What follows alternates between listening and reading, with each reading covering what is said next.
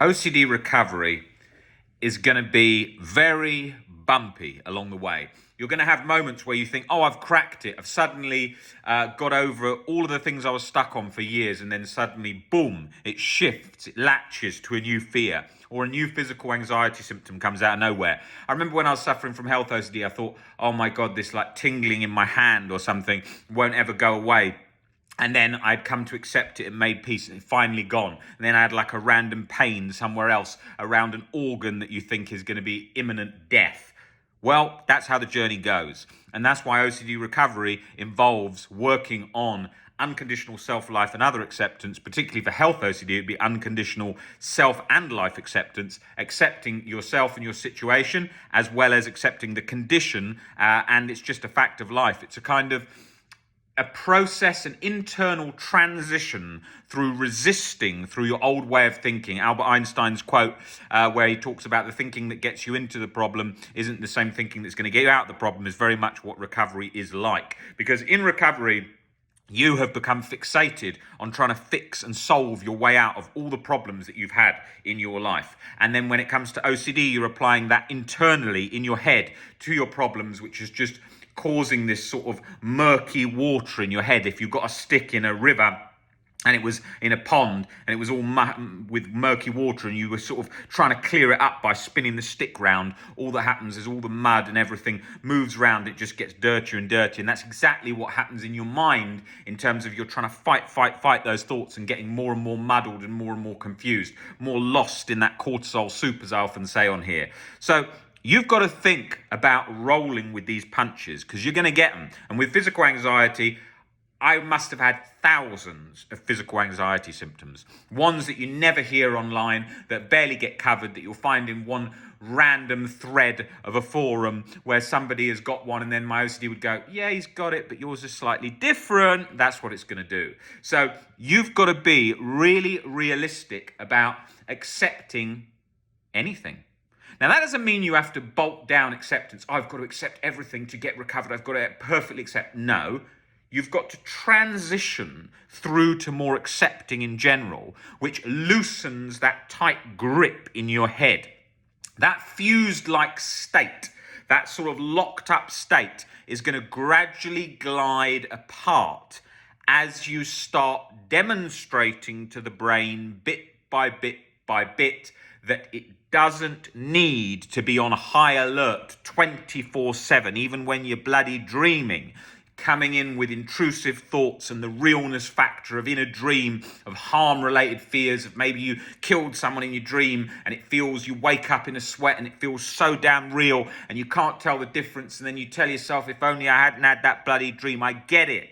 I lived this life with OCD for years, 24/7, in that locked, brain lock-like state, trying to release it with, it's just a thought, leave it there, it's just OCD, which doesn't get you very far, but gives you a little bit of insight into it initially, as important so that you're distancing yourself from the thousands of thoughts if that's what you're experiencing.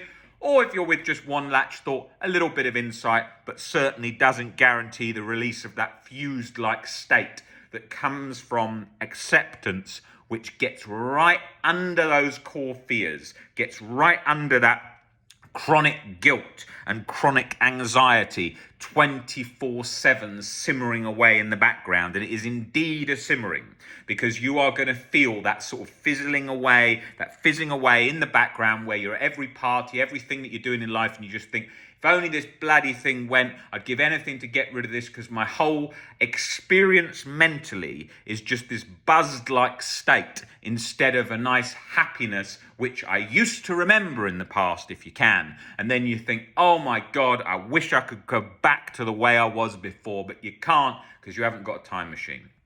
So instead, you've got to look forward into the future, into empowering yourself and moving towards the new recovered version of you in the future. You don't need the past version. The me today and the past version are polar opposites, right? One was very surface level thinking, rigid beliefs, and the one today is a very flexible, accepting, peaceful like internal state that will still get frustrated at times, will still get annoyed at times, will maybe still get angry at times, That will happen because you're a human being and you're not always going to be rational and in a peaceful like state. If I bang my head on a cupboard door, I'm not sitting there going, this is very accepting. I'm usually feeling the frustration straight away, having to notice myself calming down from the attack position, which is going to be pretty counterproductive with a cupboard door unless you want to break your hand, which I did do when I was stuck with OCD all those years. Many kitchen doors, many cupboards, smashed them because I was so angry with my situation and thought, how damn unfair to be living this life with OCD. I don't deserve this, and all that kind of irrational nonsense that we get ourselves into when we start the compulsive complaining, which you can see in Nick's video today. He covers that in great detail, talking all about compulsive complaining in his TikTok today, which is a habit that he was in when he first came in to see me. Never stopped complaining about how bad sensory motor OCD is, and if only he could be free of it. And Rob, you don't know, I'm never going to get over this. Rob, you don't know how bad this is. You don't know how different my situation is. I do know. This is my everyday life working with OCD. It's my life's work working with OCD. I know exactly what it feels like. You know, OCD, we live at a time where we've got to be so grateful that we're alive today, at the best time in history so far to have OCD, where we know how to recover, we can recover. We didn't in the 1800s. You were basically screwed. If you had OCD in the 1800s, one, you'd have never known you had OCD. Two, everything would have just felt as real as possible. You'd have never had any tools, so you'd have just been completely fused to it in a very depressed like state for years, for your whole life basically. And depending on how bad you were, it'd have been pretty bleak. Yes, you might have had a couple of humans randomly come together in the 1700s and one say to the other, do you have these thoughts? I do. You have this, that. And then maybe think, oh my God, this is something with the brain or something that we're thinking. But pretty hard, because even at those times, they had no idea what was going on in the body. So chances of that very, very slim. By the time that they were sort of in a medical situation where they understood about brains or anything, I mean, you're talking bleak. I mean, if you're going back in history to far enough, you'd be tried as a witch and burnt at the stake if you confessed anything you thought of with OCD. You'd have been kicked out of your own family if you said, I think I'm potentially a devil. Any of that stuff would be very hard, especially in lots of places in the world today. And, you know, we work with people with OCD in, I think it's pretty much every country in the world, from military bases in the middle of the sea where people have got OCD to everywhere. And it's been a great journey meeting all these different people and all these different stories. And I can tell you, it gets difficult when you live in a place where maybe there's just a witch doctor for mental health in the area, which is going to be, again, pretty bleak because they're not going to really understand OCD. And then really irrational, strongly held beliefs in the society you live in, making it extra hard. So, yeah, we get it. We understand how difficult it can be, and how difficult it was in the past. It's still just as difficult in many places in the world. And OCD is still hugely misunderstood.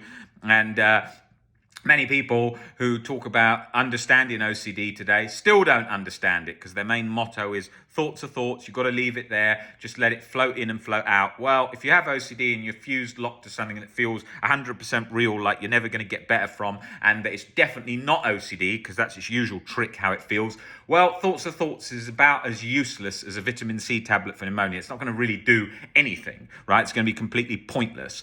And that is what happens. And that's what left me feeling very, very hopeless, because I used to sit there, I'd go to yoga classes, meditation classes, read so many books on OCD about leaving thoughts there and all of this kind of distancing stuff, and it used to just cut through like a hot knife through butter with, you did this, you're going to jail for 50 years, you don't even deserve to be happy for 1 millisecond, and if you are for 1 millisecond and let yourself off the hook for 1 millisecond, you should feel additionally guilty. So I know that journey. I've been there. That's, you know, I remember what that feels like, to be fused guilt straight from the second my eyes open in the morning, and then bang into that vice-like grip where you're drenched in a cold sweat thinking, how am I even going to make it to breakfast? And you're so tired by just breakfast, you want to lay in bed all day and have long naps. And every time you have a nap, you're waiting for that 1 millisecond your eyes open where your brain hasn't kicked in to remember exactly what your feared scenario is. And you get that relief for 1 second, and then the crushing vice-like sensation. We know that. We get it. We've been there. We've lived that. So this is what we've got to work on. We've got to work on unconditional self-life and other acceptance. So we have a deeper relief and a change in perspectives so that we see that we do not need to be chronically anxious. There is never a need for chronic guilt 24/7. It's always irrational, pointless, and doesn't get us any damn place anywhere, right? You're not gonna if you're in chronic guilt, you think it's serving a purpose. Like, this is going to bring me a benefit because self-punishing myself 24/7 is what's up. That's getting you nowhere. It's getting you nowhere towards your goals. It's making you worn out. It's bringing your health down. It's no benefit, right?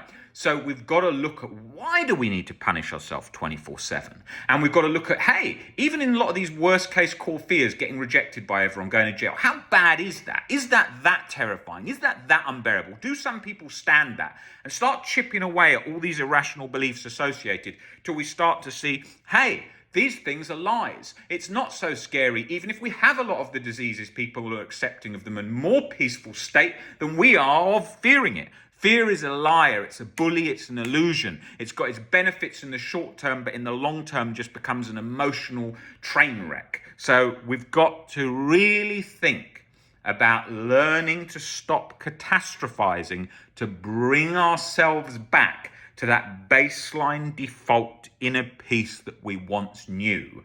That is not, you're not broken. That has not gone forever. It's there, but it's just going to take some practice to get back there.